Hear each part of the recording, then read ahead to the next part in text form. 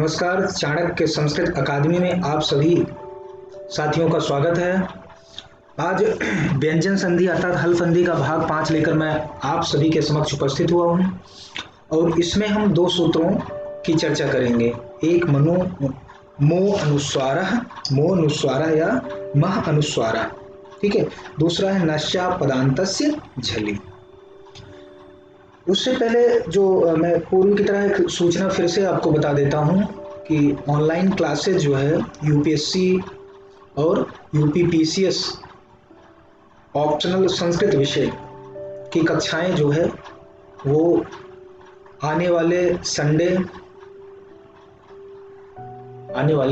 Sunday अर्थात Monday को जो है 31 है, तो यूं कहें कि 6 तारीख को स्टार्ट होगी। तो 6 तारीख 11:30 बजे आप लोग मिलिए और यकीन मानिए कि आपको बहुत ही लाभ होने जा रहा है। आप जितना भी भटके होंगे, चूंकि ये उचित नहीं है कि किसी कोचिंग संस्था का मैं नाम लूँ, परंतु मैं खुद बहुत अच्छी तरह जानता हूँ, आप उतनी अच्छी तरह नहीं जानते हैं, इसलिए मैं ये बात नहीं बता रहा हूँ मुझे अपनी कोचिंग प्रमोट करना है, इसलिए नहीं, मैं ईमानदारी से बता रहा हूँ कि आपका समय और पैसा दोनों व्यर्थ ना हो। और वो कहाँ 35,000 40,000 में आपको जो है ऑप्शनल करवा रहे हैं, हम इसके आधे पैसे से भी कम में आपको ऑप्शनल की क्लासेस देंगे और इतना विधिवत और एक अच्छी टीम के साथ देंगे कि आपको कहीं भी कोई समस्या नहीं होने पाएगी। इसलिए आप जो है डेमो लीजिए, यदि आपको अच्छा लगता है तो आप आगे इसको कंटिन्यू कीजिए। और अभी जैसा कि देख भी रहे हैं कि यूपीएससी 10 अक्टूबर से एग्जाम लेगा, तब तक आपके पास जून जुलाई अगस्त सितंबर भी, अगर सितंबर छोड़ दीजिए तो कम से कम 3 महीने का टाइम है। और ये संस्कृत विषय जो है आपका ऑप्शनल जो संस्कृत है, ये आपको 2.5 महीने मैक्सिमम 3 महीने में बहुत बेहतरीन तरीके से आपका तैयार हो जाएगा। और हाई स्कोरिंग अगर आप हमारे साथ अच्छे से मेहनत करेंगे तो यूपीएससी में आराम से 325 330 350 के आसपास नंबर पा सकते हैं। इसी प्रकार पीसीएस में पा सकते हैं, और भी मेहनत करेंगे तो और भी अच्छा स्कोर कर सकते हैं। मैं कहता नहीं, मैं ये नहीं कह रहा हूँ सिर्फ इतना ही पाएंगे। इसलिए आप हमसे जुड़िए और अपने लक्ष्य को प्राप्त करिए और मैं आपको विश्वास दिलाता हूं कि आपको यहां आने के बाद और कहीं जाने की जरूरत नहीं पड़ेगी।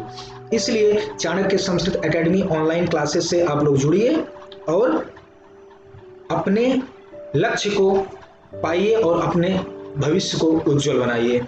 और यूपीएससी और पीसीएस का नोट्स जो है वह अवेलेबल है, जिन भी साथी मित्र को चाहिए वो हमसे संपर्क करके, हमारी संस्था संपर्क करके इसको ले सकते हैं।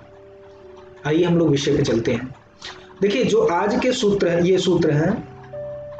आप हमेशा जब संस्कृत लिखते होंगे तो आपको एक समस्या जरूर आती है कि कहाँ पे अनुस्वार लगाएं और कहाँ पे माँ लिखकर हलंत दें।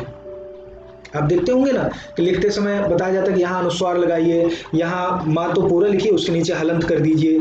तो इस तरीके की चीजें कहाँ आपको करनी है लिखते समय, ये कहाँ ध्यान रखना और कैसे करना है, आज ये दोनों जो सूत्र हैं इसके लिए बड़े ही महत्वपूर्ण हैं।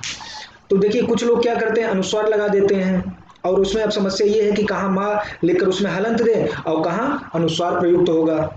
ये हमेशा जो है उनके साथ समस्या बनी रहती है। और मुझसे कई लोगों ने पूछा, तुमने कहा कि यार मैं एक दिन जो संधि में टॉपिक लेकर उपस्थित होऊंगा तो वहां पर मैं आपको अच्छी तरह से एक्सप्लेन करके बताऊंगा। तो आज उसी से संबंधित सूत्र है। आइए देखिए, सूत्र क्या है, मोनुस्वारः, मोनुस्वारः, मह अनुस्वारः, ठीक है। अर्थ देखिए, करें हल परे हो तो मकारांत पद के स्थान पर अनुस्वार होता है।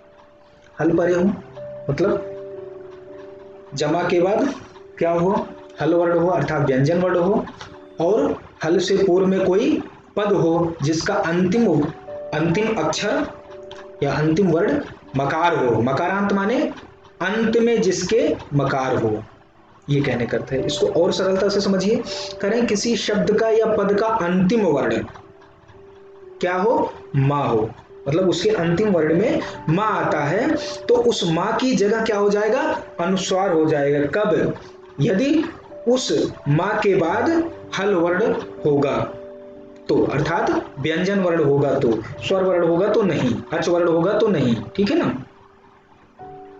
मतलब यदि उसके तुरंत बाद हल हो तभी जो है क्या होगा, मकार का अनुस्वार होगा। फिर से अर्थ देखिए, किसी शब्द या पद का अंतिम वर्ण मां, यदि किसी शब्द का या पद का अंतिम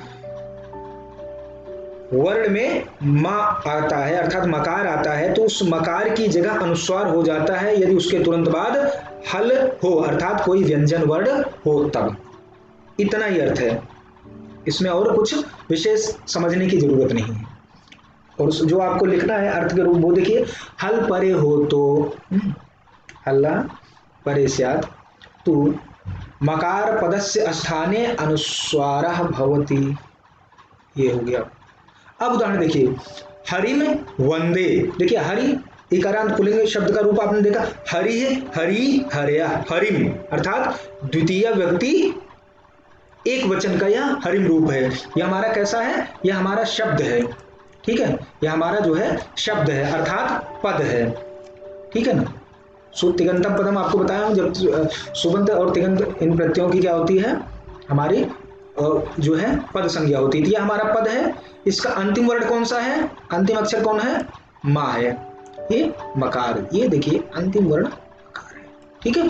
और उसके बाद इस मकार के बाद यहाँ क्या है, वाह है, और यह क्या है, व्यंजन वर्ण है अर्थात यह हल वर्ण है। तो क्या कह रहा है कि पदांत मकार के तुरंत बाद हल वर्ण हो तो मकार को क्या होगा, अनुस्वार हो जाएगा। तो हमारा क्या बना, यहाँ जो मां लिख के हलत था और री के बगल में अर्थात देखिए बन गया हरिम वंदे, ठीक है, हरिम वंदे। आप समझ लिए कि अगर मकार अंतिम हो उसके बाद व्यंजन हो तो वो अनुस्वार हो जाता है, इसीलिए बन गया हरिम वंदे। अब लिखते समय हमें लगता है आपको दिक्कत नहीं होगी, अब हमें लगता है इसको आप समझ लिए। इसी प्रकार जैसे मातरम वंदे, मातरम जमा वंदे तो रा के ऊपर अनुस्वार चला गया तो हो गया मातरम वंदे। इसी प्रकार पुस्तकम जमा पठति तो का के ऊपर मां चला गया मतलब अनुस्वार हो गया तो वो हो गया पुस्तकम पठति। गुरुम नमति अनुस्वार हो गया रू के ऊपर तो गुरुम नमति। इसी प्रकार से ये सब बनते हैं। तो मो अनुस्वारा हल परे हो तो मकारांत पद के स्थान पर अनुस्वार होता है। हरिम जमा वंदे हरिम वंदे। अगला सूत्र देखिए, अगला सूत्र है नश्या पदांतस्य झली।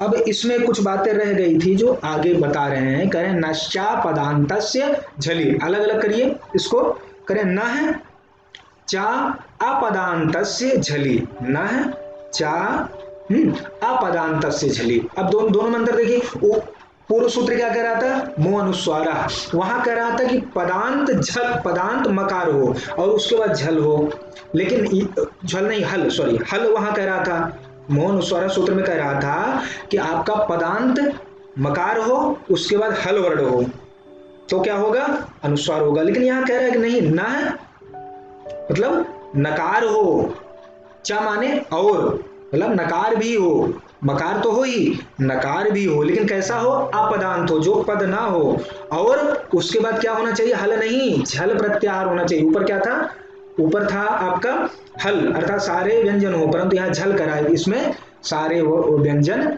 ना हो, ठीक है। तब जो क्या होगा, तब अनुस्वार होगा, ठीक है। आइए देखिए अर्थ, झल परे होने पर अपदांत, देखिए झल है झली, झल परे होने पर, झल परे होने पर अपदांत नकार और मकार के स्थान पर अनुस्वार हो जाता है। बहुत आसान तरीके से ये है समझाया जा रहा है, ठीक है, इसमें कुछ विशेष बात नहीं है। मतलब इसके पदांत को अनुस्वार, इसके किसके पूर्व में अनुस्वार है, वहां पदांत मकार को अनुस्वार होता था अगर हल बाद में हो। यहां नह चा अपदांत झली और नामा के स्थान पर भी क्या हो रहा है, अनुस्वार होगा यदि क्या हो, इन अपदांत के बाद क्या हो, झल प्रत्याहार, ठीक है। उदाहरण देखिए, कुछ विशेष बात नहीं है, अर्थ फिर से बोल रहा हूं, झल परे होने पर अपदांत नकार और मकार के स्थान पर अनुस्वार हो जाता है। यशान जमासी, अब यशान कैसे बना, ये प्रक्रिया का विषय है और ये यूपीएससी पीसीएस और जो इस रिकम्पिटेटिव एग्जाम से इनके लिए इनकी आवश्यकता नहीं पड़ी है, क्योंकि मैं क्लिष्टता मतलब कठिनता में नहीं जा रहा हूँ। आपको ऐसे ही आएगा, यशांशी आएगा, इसका या तो विच्छेद करके सूत्र बताना होगा, या तो यशान जमा सी आएगा, अब इसका आपको इसकी संधि करके इसका सूत्र बताना पड़ेगा। तो इसलिए जो आएगा बस वही मैं बता रहा हूँ, अन्य आपको कठिनाई में नहीं ले जाऊंगा। देखिए यशान जमा सी, अब ये जो यहाँ अंतिम देखिए, यशान जो है अपदांत है, और ना जो अंतिम में है, नकार जो है अंत में है। उसके बाद देखिए सा है, यह जो है झल प्रत्याहार के अंतर्गत आता है। तो हमारा जो सूत्र कह रहा है वह यहाँ घटित हो रहा है कि अपदांत नकार हो, उसके बाद झल हो, तो क्या होगा, अनुस्वार हो जाएगा। और यह पदांत नहीं है, अपदांत है। तो देखिए ये ना शा के ऊपर चला गया तो क्या बन गया, यशान सी, मतलब अनुस्वार हो गया, यशान सी। ठीक है। अब देखिए दूसरा हमारा एक और उदाहरण है, आक्रम जमा स्यते, आक्रम जमा स्यते। यहां पे देखिए आक्रम जो है अपदांत है, ठीक है ना, क्यों, आक्रम जो है एक धातु है, ठीक है ना, स्यते ये प्रत्यय हमारा है। तो अब यहां जब दोनों मिलकर क्या बना, आक्रम स्यते, यहां पर क्रा के ऊपर देखिए अनुस्वार चला गया, आक्रम स्यते, क्योंकि यहां भी अपदांत नकार है, यहां अपदांत मकार है, ठीक है। और इसीलिए यहाँ यशांशी ऊपर देखिए अनुस्वार हुआ, और यहाँ आक्रम स्यते यहाँ भी अनुस्वार हुआ, ठीक है। पयांशी जैसे बना था इसी प्रकार से, अनमसीत अनंसीत, नम जमास्यति नस्यति, श्रेयान जमासी श्रेयांसी, हन जमासी हंसी, ठीक है, ये बना।